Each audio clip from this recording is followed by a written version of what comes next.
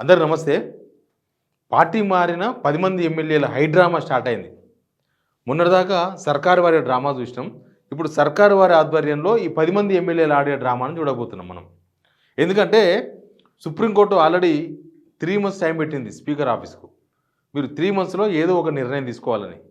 అందులోనే ఒక పెద్ద బొక్కున్నది. ఏదో ఒక నిర్ణయం అంటే ఏదో ఒక నిర్ణయం అంతే. మీరు వేటు వెయ్యాలని సుప్రీంకోర్టు చెప్పలే కదా! ఏదో ఒక నిర్ణయం అన్నారు కాబట్టి ఏదో ఒక నిర్ణయం తీసుకోవడానికి గ్రౌండ్ ప్రిపేర్ అవుతుంది. ఇక్కడ ఎమ్మెల్యేలు సర్కారు వారి ఆధ్వర్యంలో హైడ్రామా స్టార్ట్ చేసిండ్రు.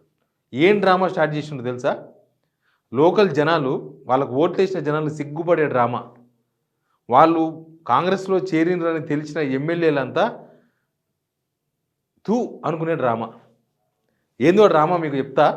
అంతకన్నా ముందు సబ్స్క్రైబ్ చేసుకోండి. తర్వాత వీడియో షేర్ కూడా చేయండి. మొత్తం 10 మంది ఎమ్మెల్యేలు.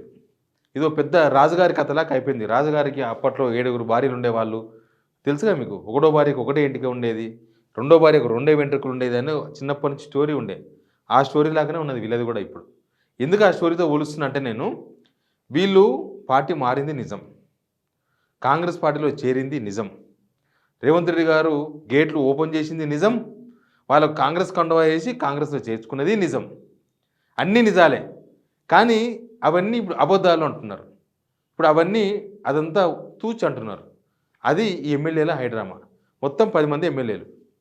10 మంది ఎమ్మెల్యేలలో దానం నాగేందర్ డైరెక్ట్గానే పోటీ చేసిండు కాంగ్రెస్ పార్టీ టికెట్ పైన సికింద్రాబాద్ ఎంపీ అభ్యర్థిగా. అది కూడా జగమెరిగిన సత్యం, అందరికీ కనిపించింది. అది అఫిడవిట్ కూడా ఉంది. వాళ్ళు నా బీఫామ్ ఇచ్చారు, అన్నీ ఉన్నాయి. మరి ఇప్పుడు సుప్రీంకోర్టు 3 నెలల టైం పెట్టింది కదా. అందరు అనుకునేది ఏంది, ఇంకా 3 నెలలు టైం పెట్టింది కాబట్టి ఇంకా స్పీకర్ ఖచ్చితంగా వాళ్ళ మీద వెయిట్ వేస్తాడేమో, ఇంకా ఉప ఎన్నికలు వస్తాయేమో అని. కానీ ఇప్పుడు ఎమ్మెల్యే తరఫున హైడ్రామా స్టార్ట్ చేసిండ్రు. స్పీకర్ గారు ఎప్పుడో 31 తారీఖు నాడు సుప్రీంకోర్టు చెప్పింది. ఇవాళ ఎంత తారీఖు? 24 తారీఖు వచ్చింది. 24, 25 తారీఖు వచ్చేసినాం. అంటే ఒక 25 డేస్ తర్వాత నోటీసుల ఇష్యూ ప్రక్రియ స్టార్ట్ అయింది. అసలు సుప్రీంకోర్టు ఎంత సీరియస్గా చెప్పిందో ఇక్కడ అంత లూజ్ ఉందన్నమాట. అక్కడ ఎంత సీరియస్గా చెప్పిండ్రో ఇక్కడ అంత లైట్ ఉందన్నమాట. లైట్ కనిపిస్తుంది. లైట్ చెప్తారు సుప్రీంకోర్టు మస్తు ఉంది, అంత లైటింగ్ కనిపిస్తుంది వర్క్. వీళ్ళకు పర్ డే చాలా ఇంపార్టెంట్. ఎమ్మెల్యేల వీళ్ళ మీద వేటు వేయాలంటే వీళ్ళకు నోటీసులు ఇవ్వాలి, వాళ్ళని పిలవాలి, వాళ్ళని విచారించాలి, తర్వాత మళ్ళీ సెకండ్ టైం మళ్ళీ నోటీసులు ఇవ్వాలి, వాళ్ళు ఫిజికల్గా పిలవాలి, మళ్ళీ మాట్లాడాలి, అవసరమైతే థర్డ్ టైం మళ్ళీ ఫిజికల్గా పిలవాలి, తర్వాత 4th టైం స్పీకర్ డిసిషన్ తీసుకోవాలి. కానీ సుప్రీంకోర్టు అంత సీరియస్గా అయిపోయింది. అసలు మీరు మాకు టైం కావాలని ఎమ్మెల్యేలు అడిగితే మీరు ఇంకా వాళ్ళ మీద వేటు వేయండి అన్నంతగానే చెప్పింది. ప్రతికూల నిర్ణయం తీసుకోవాల్సిందే వాళ్ళ మీద ఎవరైనా టైం అడిగితే అని. అది ఇప్పుడు ఏం చేసిండ్రు స్పీకర్ గారు అంటే, వాళ్ళు ఇచ్చిన లీకుల ఆధారంగా 5 మందికో 6 మందికో నోటీసులు ఇచ్చారట. 5 మందికో 6 మందికో మీరు పార్టీ మారిందని మాకు కంప్లైంట్ వచ్చింది, మీ మీద ఎందుకు అనర్హత వేటు వేయకూడదో మీరు చెప్పండి అని నోటీస్ వచ్చిందట. అందులో ఒక ఆయన ఆల్రెడీ గద్వాల కృష్ణమోహన్ రెడ్డి ఉన్నాడు కదా. Gadwal Krishnamohan Reddy already speaker reply కూడా ఇచ్చేసిండు. ఏమని? నేను అసలు కాంగ్రెస్లో ఏరలేదు, బీఆర్ఎస్లోనే ఉన్నా అని. న్యాయదేవత కళ్ళకు నల్లబట్ట ఉంటుంది.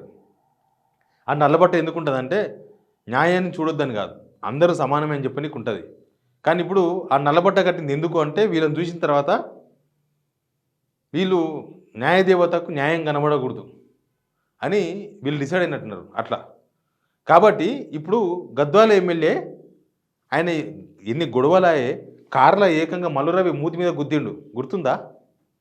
మరి ఆయన బీఆర్ఎస్లో ఉంటే కాంగ్రెస్ ఎంపీ మధ్యలో సంపత్ కుమార్ అలంపూర్ మాజీ ఎమ్మెల్యే వాళ్ళ కారు ఎందుకు ఎక్కిండు? మంత్రి పొంగులేటి శ్రీనివాసరెడ్డి కారు అది. ఆ కారు ఎందుకు ఎక్కిండు? ఆయన మూతి ఎందుకు వాళ్ళ కొట్టిండో ఎవరికి తెలియదు. ఇక ఏదో గోలేసుకుంటే నోరు తిమ్మిరెక్కుతుంది, నొప్పులు పోతాయి, అయిపోయింది అనుకుండేమో కృష్ణమోహన్ రెడ్డి. అయితే ఆడ ఎన్ని గొడవలు. సరితా యాదవ్ అని అక్కడ కాంగ్రెస్ నుంచి పోటీ చేసి ఓడిపోయిన ఆమె ఉంటుంది. ఆయనకు వీళ్ళకు ఎన్ని పెద్ద గొడవలైనాయి. అసలు ఎన్ని ఫ్లెక్సీలు, ఎన్ని జైనింగ్లు మొత్తం అయిపోయినాయి. కానీ ఇప్పుడు దృశ్యం సినిమా చూపిస్తుంది గద్వాల ఎమ్మెల్యే.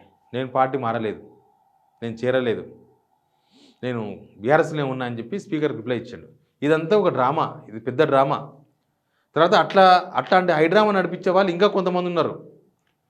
ఎవరు పోచారం మన రాజేంద్రనగర్ ఎమ్మెల్యే ప్రకాష్ గౌడ్. రాజేంద్రనగర్ ఎమ్మెల్యే ప్రకాష్ గౌడ్ విదేశాలకు పోయినట. వచ్చినాక ఆయన కూడా బహుశా అట్లాంటి రిప్లై ఇస్తాడు. ఇక ఇంత పొడుగు అంత పొడుగు అన్న జగిత్యాల ఎమ్మెల్యే డాక్టర్ సంజయ్ కుమార్ గారు కూడా అట్లాంటి రిప్లై ఇస్తారు. వీళ్ళందరూ ఒకటే బ్యాచ్, ఎప్పటి నుంచో మాట్లాడుతారు ఇవన్నీ. ఇక చేవెళ్ళ ఎమ్మెల్యే యాదయ్య కూడా అట్లాంటి రిప్లై ఇస్తాడు. సింపుల్గా చెప్పాలంటే ఉప ఎన్నికని భయపడుతున్న వాళ్ళు, ఉప ఎన్నిక వస్తే మేము గెలవము అనుకునే వాళ్ళందరూ మేము కాంగ్రెస్లో చేరలేదు, మేము బీఆర్ఎస్లోనే ఉన్నామని దుష్యంత్ సినిమా చూపించబోతున్నారు.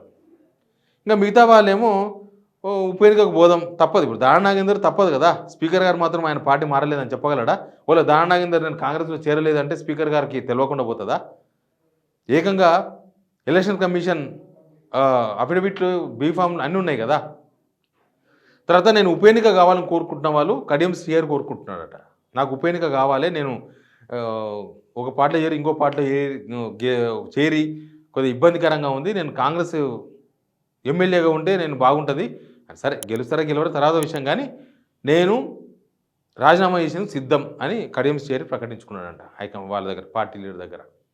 తర్వాత తెల్ల వెంకట్రావు భద్రాచలం, ఆయన కూడా ఉప ఎన్నికకు ఆయన పొంగులేటి శ్రీనివాసరెడ్డి చెప్తున్నాడు, ఆయన ఉప ఎన్నిక తీసుకురావాలి, అదొక్కటే బీఆర్ఎస్ పార్టీ ఆ ఒక్క ప్లేసే గెలిచింది, అది కూడా మీరు కాంగ్రెస్ వచ్చేస్తే నేను గెలిపించుకుంటా, నేను చూసుకుంటా, కాబట్టి ఆయనతో రాజీనామా చేపిస్తా అని ఆయనది ఒకటి ఉన్నది. ఎన్నని ఖైరదాబాద్ ఎమ్మెల్యే ఒకటి, కడియం శ్రీయర్ ఒకటి, తెల్ల వెంకట్రావు ఒకటి, ఇంకొకటి పోచారం శ్రీనివాసరెడ్డి. పోచారం శ్రీనివాసరెడ్డి బాన్సువాడ కాన్స్టిట్యున్సీ, ఆయన కూడా రాజీనామా చేసేందుకు సిద్ధమవుతున్నాడు. కొన్ని రోజులకి కనిపిస్తలేడు పెద్ద ఆయన, కానీ ఆయన ఎందుకు కనిపిస్తలేడంటే ఇక అంతే, ఈ పరిస్థితులకు ఆయన వయసు కూడా సహకరించదు. యువ ఎమ్మెల్యే అయితేనేమో ఉరుకులాడుతుండే ఏ పార్టీ మారినా, ఆయన వయసు కూడా సహకరించదు కాబట్టి ఆయన సైడ్ అయిపోతున్నాడు. వాళ్ళ కొడుకు అవకాశం కోసం చూస్తుండ్రు. వాళ్ళ కొడుకు ఈసారి అక్కడ బై ఎలక్షన్ రాబోతుంది. మరి ఆడ ఉన్న ఏనుగుల రవీందర్ రెడ్డి ఏం చేస్తాడో నాకు తెలియదు. ఏనుగుల రవీందర్ రెడ్డి మొన్నసారి ఓడిపోయి ఉన్నాడు. అన్ని ప్లేస్లో అట్లాంటిలో ఉన్నారు. కడియం శ్రీయర్ దగ్గర ఇందిరా ఉంటారు. తర్వాత ఇంకెవరెవరు, ఖైరదాబాద్ దగ్గర విజయారెడ్డి ఉంటుంది, విజయారెడ్డి ఉంటుంది. తర్వాత ఇంకెవరున్నారు, వీళ్ళు ముగ్గురు. పోచారం శ్రీనివాసరెడ్డి దగ్గర ఆయన, ఖైరదాబాద్లో ఈయన, తెల్ల వెంకటరావు దగ్గర నో కాంపిటీషన్, తెల్ల వెంకటరావు ఒకడే ఉన్నాడు. ఈ నలుగురు ఉప ఎన్నికకు సిద్ధమవుతున్నారు. ఈ నలుగురు ఉప ఎన్నికకు సిద్ధమవుతున్నారంటే సర్కారు వారి గేమ్లో ఈ 4 సీట్లను అనర్హత వేటు వేస్తారు, లేకపోతే రాజీనామా చేపించి ఈ 4 కాన్స్టిట్యున్సీలకు ఉప ఎన్నిక తీసుకురానికే ప్లాన్ చేస్తారు. ఉప ఎన్నికకు ఈ నలుగురు రెడీ అనమాట. ఇక మిగతా 6 మంది ఉప ఎన్నికకు భయపడుతున్నారు. వాళ్ళు ఉప ఎన్నిక రాకూడదు, ఉప ఎన్నిక ఎట్టి పరిస్థితి, ఎన్ని డ్రామాలైనా ఇస్తాం, ఎన్ని ప్రజలను మోసం చేస్తాం, అవసరమైతే ప్రజల కళ్ళ ముందు కనిపించింది. ఒక ఎమ్మెల్యే ఓట్లు వేస్తే ఎమ్మెల్యే అయ్యాడు, ఆయన ఆ ప్రజల ముందే పార్టీ మారిండు, ఆ ప్రజల ముందే కండువ కప్పుకుండు. ఇప్పుడు ఆ ప్రజల ముందే నేను పార్టీ మారలేదంటే ఆ ప్రజలు ఏమనుకుంటారు? మా ఎమ్మెల్యే ఇంత మోసగాడా అనుకుంటారా? లేకపోతే ఈయన ఉప ఎన్నిక వస్తే తెలుసు ఓడిపోతారని తెలిసే ఇట్లా డ్రామా చేస్తున్నా అనుకుంటారా? అదే అనుకుంటారు. బై ఎలక్షన్ వస్తే ఓడిపోతామని తెలుసు ఈయనకు, అందుకే ఈయన నేను ఇంకా బీఆర్ఎస్నే ఉన్నా అని చెప్పుకొని తిరుగుతున్నాడని అనుకుంటారు. మిగతా 6 మంది ఎమ్మెల్యేల పరిస్థితి అది. ఇదంతా సర్కారు వారు ఆడిస్తున్న డ్రామా ఇది.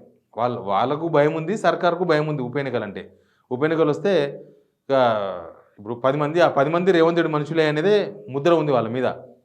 రేవంత్ రెడ్డి మనుషులు దానికి 6 మంది ఓడిపోయారు అనుకో, మిగిలిన 4 అప్పుడు ఆయన బలం 10 నుంచి 4 పడిపోతుంది, 6 మంది ఓడిపోతారు.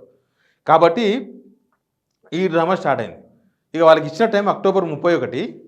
ఇంకా అక్టోబర్ 31 లోపు ఇదంతా మనం సినిమా చూసుకుంటూ ఉండాలి. ఇదంతా వ్యవస్థలోని లోపాలు.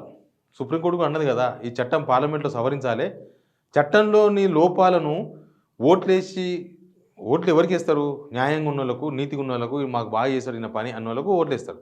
కానీ న్యాయం తప్పి, చట్టం తప్పి, ధర్మం తప్పి మోసం చేసినట్టే కదా. ఆ ప్రజలను కూడా మోసం చేసినట్లే, ఎవరు పార్టీ మారినా, ఏ పార్టీలోకి పోయినా. మరి ఈ ధర్మం తప్పిన వాళ్ళకు ప్రజాకోర్టులో ఉంటుంది శిక్ష. కానీ ఇప్పుడు కళ్ళ ముందు కనిపించేది మాత్రం దుష్యంత్ సినిమానే. వీళ్ళ హైడ్రామా అనమాట. ఇది చివరికి వచ్చింది. ఇన్ని రోజులు ఆడిన హైడ్రామా ఒకటి, ఇప్పుడు సుప్రీంకోర్టు ఒక డెడ్ లైన్ పెట్టింది కాబట్టి ఇప్పుడు జరుగుతున్న హైడ్రామా ఒకటి. బట్ ఈ హైడ్రామాను ప్రజలు ఎట్లా స్వీకరిస్తారో, ప్రజలు ఎట్లా యాక్సెప్ట్ చేస్తారో, అసలు ప్రజలు ఏం చేస్తారో, ప్రభుత్వానికి ఏం పోతుంది, ప్రభుత్వానికి ఏం పోదు. ప్రభుత్వం ఏమున్నది, వీళ్ళు లేకపోతే ప్రభుత్వం ఉండదా? ప్రభుత్వానికి 65 మంది ఉన్నారు. ఈ 10 మంది లేకపోయినా ప్రభుత్వానికి ఏం కాదు. ప్రభుత్వం ఏంటంటే చేర్చుకున్నాం, ఎంటర్టైన్మెంట్ చేద్దాం కొంతసేపు. లాస్ట్ ఎలక్షన్స్ వచ్చినప్పుడు నువ్వు అప్పుడు అసెంబ్లీకి ఇప్పినావు కదా, నువ్వు కాంగ్రెస్లో ఏరలే బీఆర్ఎస్లో అని చెప్పి మళ్ళీ కాంగ్రెస్ టికెట్ ఇవ్వాలన్నా నీకు అన్నారనుకో, కథం సైకిల్ పంక్చర్ అయినట్టే అవుతుంది. పో మరి బీఆర్ఎస్ని అడుక్కోపో. ఎందుకంటే ఎలక్షన్స్కి వచ్చే వరకు ఇప్పుడు షేర్లింగంపల్లిలో ఉప ఎన్నిక వస్తుందేమని చెప్పి ఆల్రెడీ గాంధీ తిరుగుతున్నాడు.